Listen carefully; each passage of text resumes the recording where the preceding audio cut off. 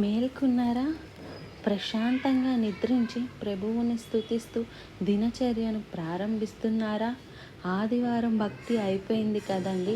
సోమవారం మేము ఉద్యోగాలకు వెళ్ళాలి, పిల్లల్ని స్కూల్కి పంపాలి, మాకు బోల్డు పనులని దేవునిని సన్నిధిని నిర్లక్ష్యం పెట్టి దినచర్య ప్రారంభించుకోకండి సుమా. మీరు ఏది సంపూర్ణంగా చేయలేరు. దేవుని చేతుల్లో మీ పని భారం పెట్టండి. ఆయన పనులన్నీ చక్కగా చేయడానికి మనకు సామర్థ్యతను, జ్ఞానాన్ని, ఆయన సహాయాన్ని, తోడును అనుగ్రహిస్తాడు. చిన్న ప్రార్థన. పరిశుద్ధుడా, మరొకసారి నీ సన్నిధిలో నాయన నీ కృప కొరకు వేడుకుంటున్నాం. మాకెన్నో పనులు ఉన్నాయ్యా, అందుకే మాకు ఎంతో నీ కృప కావాలి. అన్ని సమస్యలు జయించుటకు, అన్ని పోరాడుటకు కావలసిన శక్తిని ఇచ్చి నడిపించుమని క్రీస్తు నామంలో అడుగుచున్నాను తండ్రి, ఆమెన్. దేవునికి స్తోత్రం.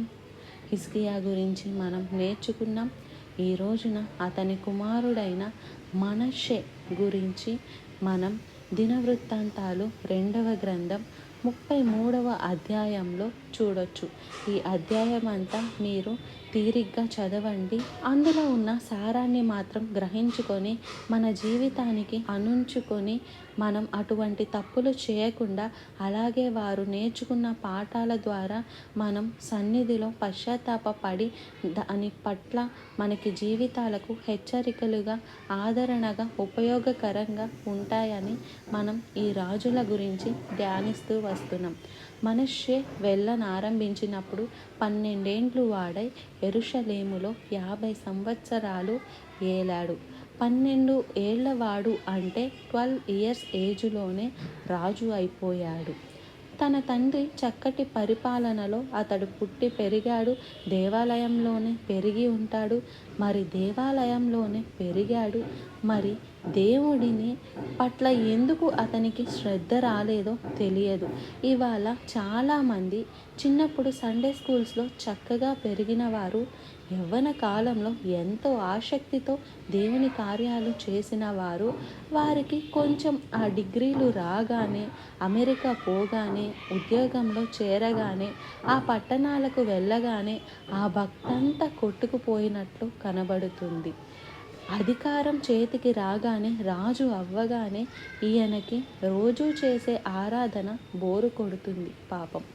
మళ్ళీ అన్ని ఆచారాలు వెంబడిస్తూ తన తాత చేసిన విగ్రహారాధనలోనికి వెళ్ళి ఆ పాటలు గమ్మత్తుగా, ఆ మ్యూజిక్ గమ్మత్తుగా ఉంది అని సులభంగా ఉన్నాయి కాబట్టి వారి వెంట పడుతున్నాడు. అదే కాక వాళ్ళ ఆచారాలు, చిల్లంగితనము, కర్ణ పిశాచి దగ్గరికి వెళ్తాము, సోదిగారితోనూ స్నేహం చేసుకున్నాడంట.